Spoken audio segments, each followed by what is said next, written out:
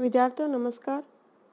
हमने पिछले वीडियो में बलबन के प्रारंभिक जीवन, नायब के रूप में बलबन के कार्यों एवं शासक के रूप में बलबन के सम्मुख जो प्रमुख समस्याएं थी उनके बारे में चर्चा की। आज के वीडियो में हम बलबन के राजत्व सिद्धांत के बारे में अध्ययन करेंगे। तो शुरू करते हैं आज का हमारा ये वीडियो।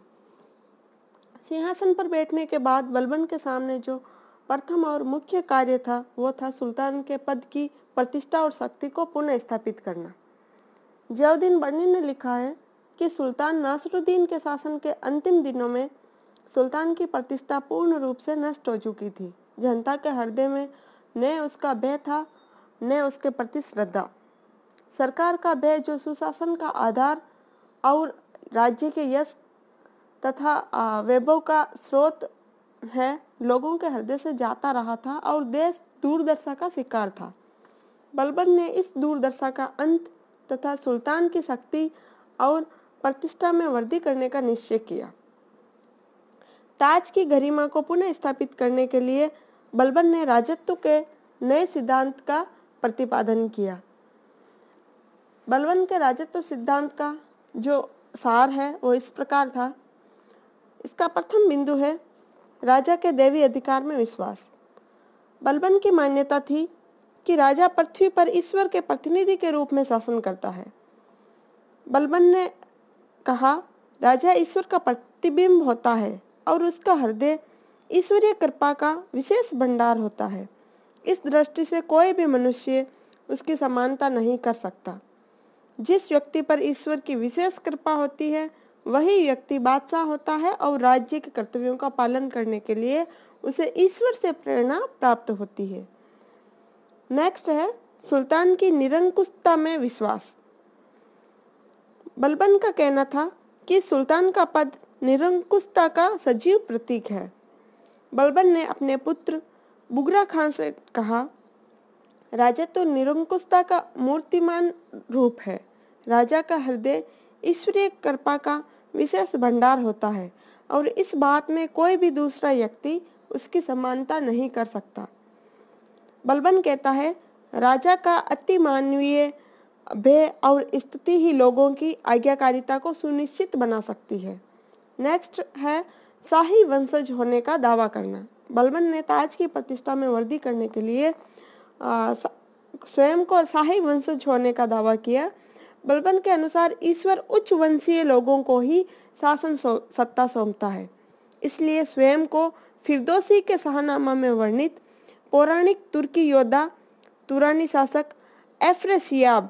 एफ्रेसियाब का वंशज घोषित किया और उच्च वंशीय लोगों को ही महत्वपूर्ण पदों पर नियुक्त किया। बलबन स्वयं को सामान्य अथवा निम्न कुल के लोगों से दूर रखने का हमेशा प्रयास करता था।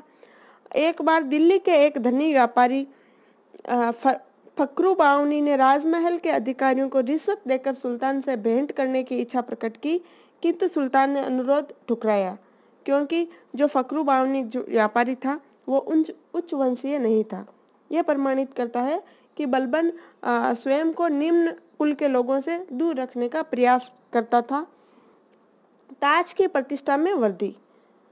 बलबन के राजत्व सिद्धांत का जो नेक्स्ट पॉइंट है, ताज की प्रतिष्ठा में वृद्धि।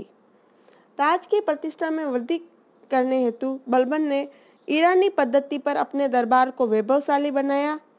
दरबार में मध्य एशिया के सुल्जुक तथा ख्वारिजी सुल्तानों के ढंग का शिष्टाचार प्रचलित किया। दरबारियों के लिए एक विशेष प्रकार की वेशभूषा निश्चित की। सभी अमीरों को अपने ओहदों के अनुसार कतारों में खड़ा होना पड़ता था। पदानुक्रम व्यवस्था व अनुशासन स्थापना आदि का जो कार्य था दरबार में वो अमीर हाजी पर था।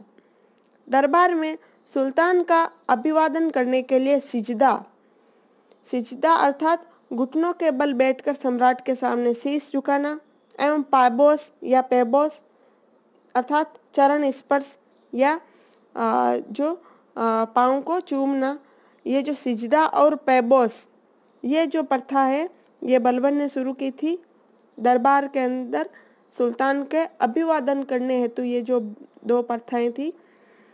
इसके साथ ही भयंकर दिखने वाले हबशी सैनिकों को अपना अंगरक्षक नियुक्त किया, जो कि सदैव नंगी तलवारें लिए उसके चारों ओर खड़े रहते थे। दिखावटी मान मर्यादा और प्रतिष्ठा राजत्व के लिए महत्वपूर्ण बनाई। बलबन ने तो स्वयं दरबार में हंसता था और न ही किसी दरबारी को हंसी मजाक की अनुमति थी। बलबन गंभीर मुद्रा में शासन करता था।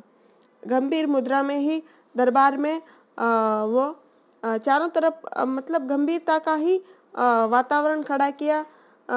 उसने अपने पारिवारिक जीवन में भी ऐसा ही किया। जब भरे दरबार में एक बार उसके बड़े लड़के की मृत्यु की सूचना दी गई तो वह विचलित नहीं हुआ और राजकार्य को जारी रखा। इसके अलावा बलबन ने ईरानी त्योहार नौरोज प्रथा को प्रारंभ किया। अपने पौत्रों के नाम मध्य एशिया के ख्याति प्राप्त शासकों के नाम पर के खुसरो, केकुबाद और क्यूमर्स रखा। सिंहासन पर बैठते ही बलबन ने शराब पीना और दावतों में जाना बंद कर दिया तथा दरबारियों के लिए भी मद्यपान निषेध कर दिया। दरबार में बलबन अपने संपूर्ण राजसी वैभव के बिना उपस्थित नहीं होता था। नेक्स्ट है राजत्व सिद्धांत का जो नेक्स्ट पॉइंट है वो है खलीफा की राजनीतिक सत्ता को मान्यता दी। बलबन ने जो बगदादी खलीफा था उसकी राजनीतिक सत्ता को भी मान्यता दी और सिक्कों पर खलीफा का नाम अंकित करवाया तथा मस्जिदों के खुतबे में भी खलीफा का नाम पढ़ा जाता था। आदर्श शासक। बलबन की मान्यता थी सुल्तान को कर्तव्यपरायण, प्रजावत्सल एवं आदर्श शासक के रूप में शासन करना चाहिए। चरित्रवान तथा ईमानदार व्यक्तियों को ही सरकारी पदों पर नियुक्त करना चाहिए। नेक्स्ट है न्याय की प्रतिष्ठा स्थापित करना। निष्पक्ष न्याय व्यवस्था और कठोर दंड विधान द्वारा सुल्तान पद की प्रतिष्ठा स्थापित करने का बलबन ने निश्चय किया। नेक्स्ट है शक्तिशाली सेना का गठन। निरंकुश शासन संचालन हेतु बलबन ने एक विशाल और अनुशासित सेना का गठन किया। सेना चूंकि शासन का मूल स्तंभ होता है, अतः अन्य किसी विभाग के पूर्व उसका संगठन करना आवश्यक था। नेक्स्ट है नैतिक सिद्धांतों पर बल।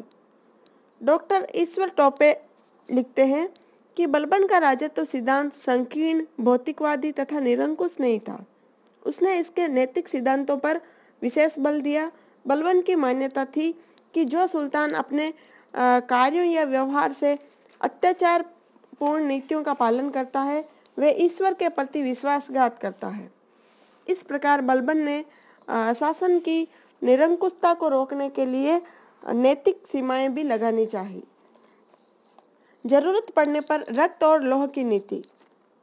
बलबन ने रक्त और लौह की नीति